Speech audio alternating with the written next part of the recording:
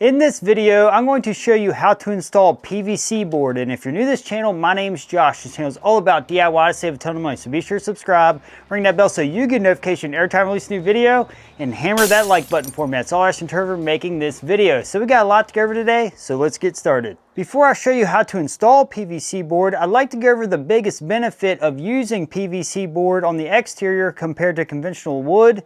The reason why you want to use PVC board, if possible, is because it will not rot when exposed to moisture over time, unlike standard lumber or even pressure-treated lumber could decay over time compared to PVC board.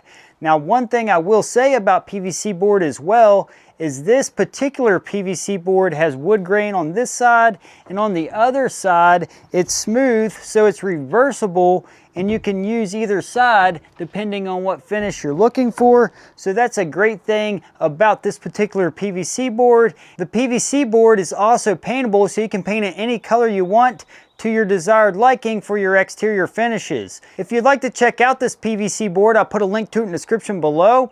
I also like to mention I purchased this from Lowe's, and in fact that's today's sponsor of this video is Lowe's. You can go to Lowes.com or even use the Lowe's app to order online to have any material or tool shipped directly to your job site or house. So it's a powerful tool or feature that Lowe's offers. So if you want to get your products and materials directly on site, I highly recommend that you check out Lowes.com or use the app to place your order. So thank you, Lowe's, for sponsoring this video. Let's get to it. On this beam and in this area is where we will be installing the PVC board. I'd like to give a brief explanation of what I have going on here. If you watch my how to build a deck video, you'll know that we placed a beam going from this post and intersecting into the house. And because we did not need 3 plies of frame material, we only needed 2 for this header for the weight it is on it. So because of that, we had to pad this out to match the 6x6 post using simple 2x4s. So we did that on the other side of the deck as well.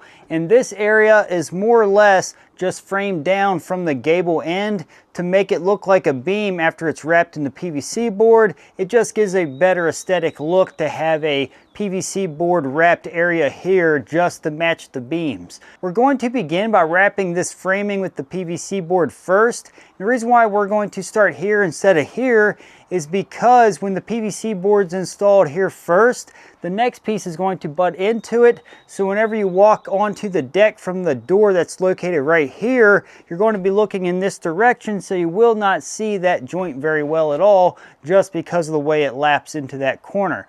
So we're going to get measurements and install the bottom piece first. To get the measurement for the bottom board, we simply got to butt our tape measure to this post and measure over to this post.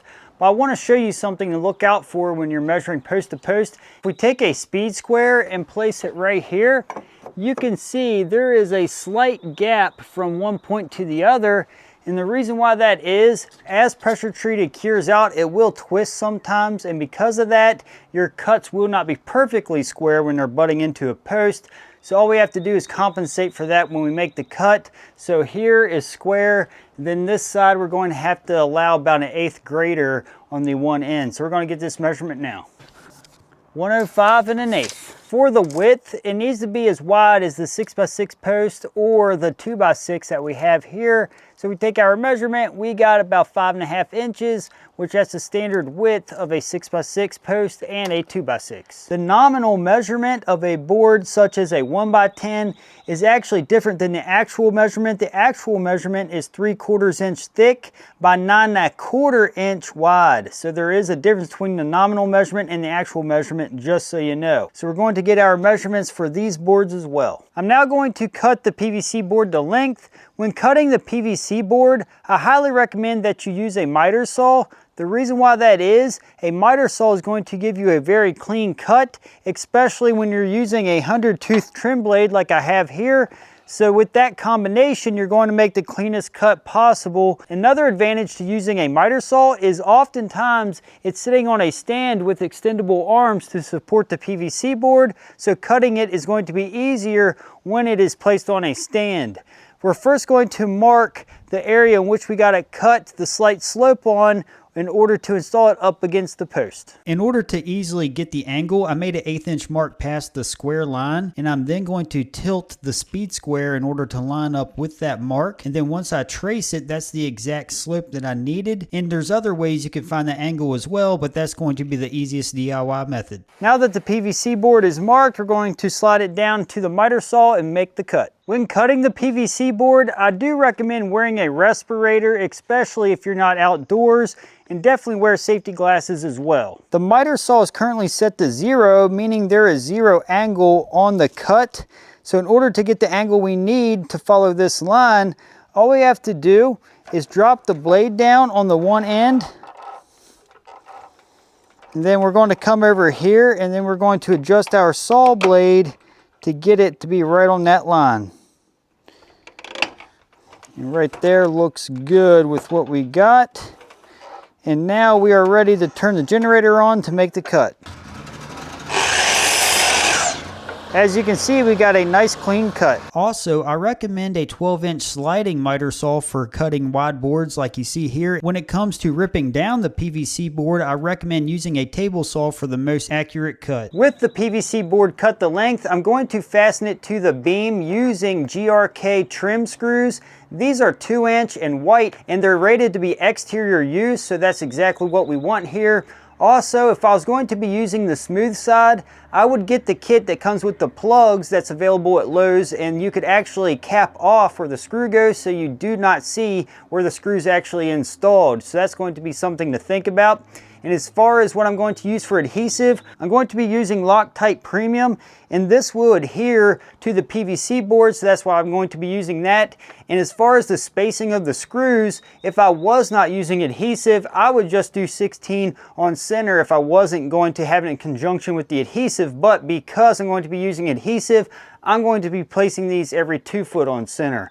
So I'm going to place these evenly across the board first before installing it onto the beam. I'm going to pre-start the screws onto the board before holding it up into place. Using a speed square, I'm going to mark exactly where I want the screws so that they are evenly spaced out. I'm going to get on the ends, place the mark in the center, and then come over about 1 inch or so from the edge in order to place the screw. After placing equal distances apart for the screws, I then use the speed square to square off those marks in order to place the layout on the board. The trim screws come with the tip you'll need to drive the screws. We're going to pre-start one in each area where I have it marked, and we do not want to clearly go through the board, just enough to start it, so go in about 1/4 inch into the board.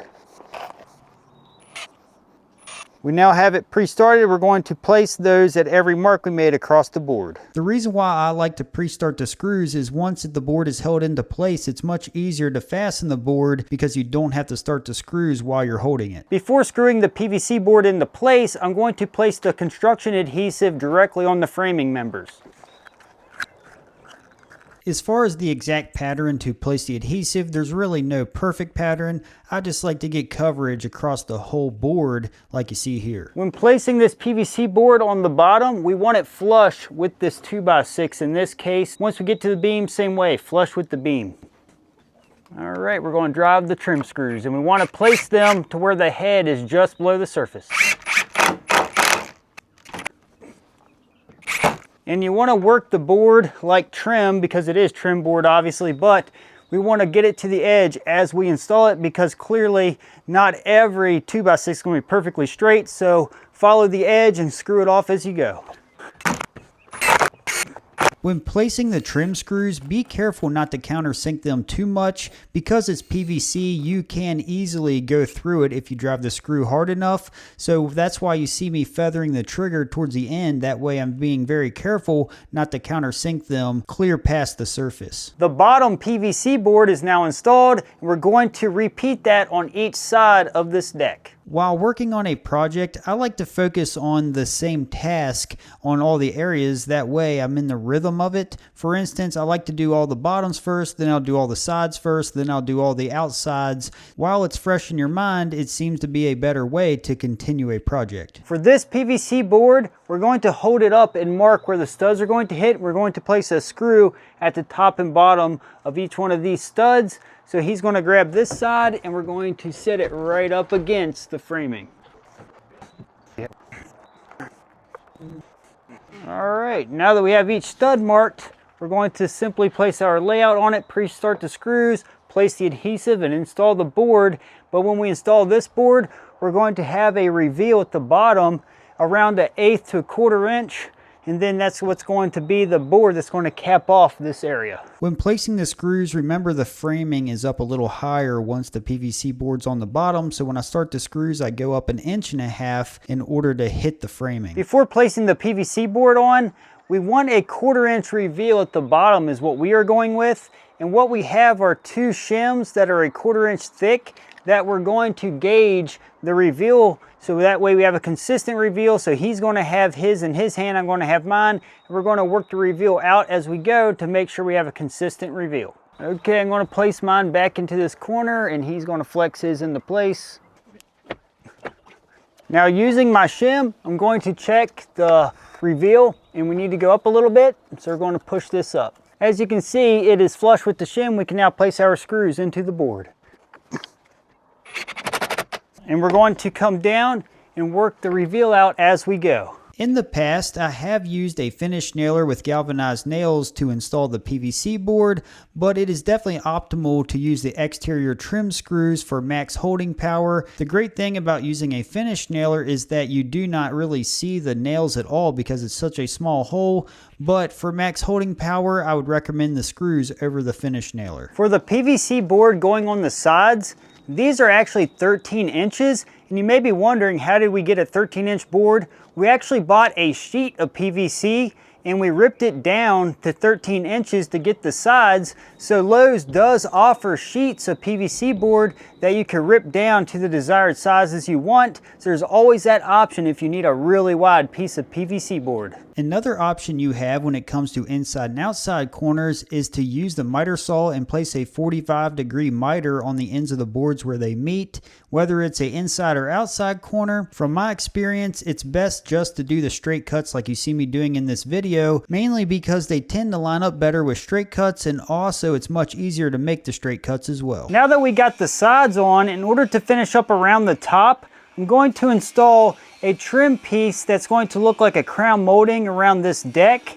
It's going to give it a nice decorative look, and we knew we were going to do this. That's why we were able to install this board short, because now all we have to do is fill this in with scrap material and then just install our trim board on top of that, and it's going to give us a crown molding look that's going to look really good and sharp. And the reason why we did not run this board up this high and rip down a big piece like we did on the sides is simply because we had this board here and we really didn't need to return it because we could use it here and simply scrap this in, which wasn't a big deal. So I'm going to use my framing nailer with 8-penny nails and just tack on these couple pieces of filler strip. To avoid having to cut around the first strips, we could have placed the PVC board first, then the first strips, but we wanted to secure the first strips all the way to the framing of the gable. To finish this up, we did have to notch around these first strips in order to install this top board in this location, and that's simply because we have to nail our F channel on for our soffit. So if we did not have that to worry about, we could have just stopped the trim board here to cover up where we filled this in. But we have to do that because of the F channel install for the soffit, which I'm going to show you the overview of that here in just a little bit. So I'm going to measure up 8 3/4 inch and make sure I have the same reveal across the whole piece as we install it. Because again, remember the soffit's coming here, so you got a 1/2 inch of difference that's going to get covered. So we want to make sure we have a nice solid reveal here that's going to be consistent. Obviously, adding this extra trim board at the top is optional as long as your PVC boards run all the way up to the truss or ceiling like you see on the sides. This is what's going to look like after it's installed. It gives it kind of a crown molding look and a little extra dimension, and I think it looks a little better personally. Other areas to use PVC board is for trimming around windows and doors. You've seen on my channel where I've extended the jambs of doors before, and the reason why I like using PVC board is because it will not rot, and also for garage door openings, that works great for that area as well. The PVC board is now installed on the inside of the beams. We're still going to install the boards on the outside of the beams, but before we do that, we're going to install the soffit, and I'm going to show you what that looks like. And if you need to see a detailed video on how to install the soffit in the ceiling of a porch, check out the video link description below, and I'll walk you step by step how to do it. I'm going to time lapse this for now, then show you what the outside of the beams look like. When installing the soffit ceiling, essentially you're going to be nailing to these first strips in order to secure the vinyl soffit to. The F channel is going to trim around the edge so you do not see the cut edges of the vinyl soffit. And again, you want to make sure you watch that full complete video on how to install the vinyl soffit to get the full details. This is just a quick overview, but vinyl soffit makes a beautiful porch ceiling after it's installed. We now have the PVC board installed on the outside of the deck around the beams, and it looks really good and sharp. We also got the vinyl soffit installed for this porch ceiling, and that turned out really nice. And also, wherever you have the screws placed into the PVC board, you could simply use white painter's caulk and go right over that. And if you want to keep the boards white, you can. That way you can fill in those areas and you won't see the screws as bad. But you could also caulk at each seam if you really like to do that as well. We like to keep our PVC board like this. We find it's best to just keep it natural with the screws exposed. And if you'd like to buy any of this material, check out link description below. Lowe's.com has you covered, have it delivered right to your home. And if you'd like to see the video on how to install the vinyl soffit ceiling on a porch, check out this video. It'll help you out.